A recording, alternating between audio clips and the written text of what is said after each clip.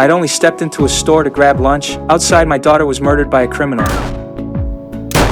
The moment I heard the gunshot, I ran out. I lunged at the attacker and tackled him to the ground. He kicked me off and tried to make a run for it, but ran straight into the police. I held my daughter in my arms and screamed until my throat gave out, but the doctor told me they couldn't save her. My wife was devastated. I swore I would get justice for my daughter, but the prosecutor told me the guy was looking at 5 to 7 years tops. Years, that's it. If he keeps clean, he could be out in 3. On the day of the trial, the criminal stared me down from across the courtroom like he owned the place. That's when I decided to take matters into my own hands. Sure enough, he walked release right there in court.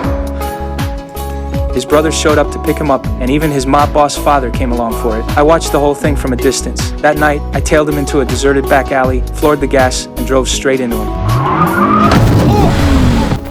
I got out and grabbed my baseball bat. Looking at that son of a bitch, I didn't hesitate for a single second. Every swing poured out every ounce of rage I had left.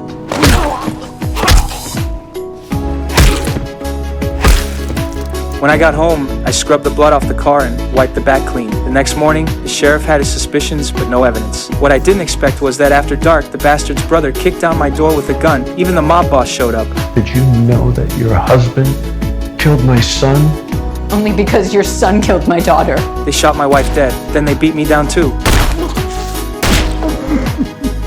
I barely managed to hold on long enough to dial for help. When I opened my eyes again, I was in a hospital, but I had nothing left. After I was discharged, I reached out to an old friend to get my hands on some weapons, and I trained myself every single day.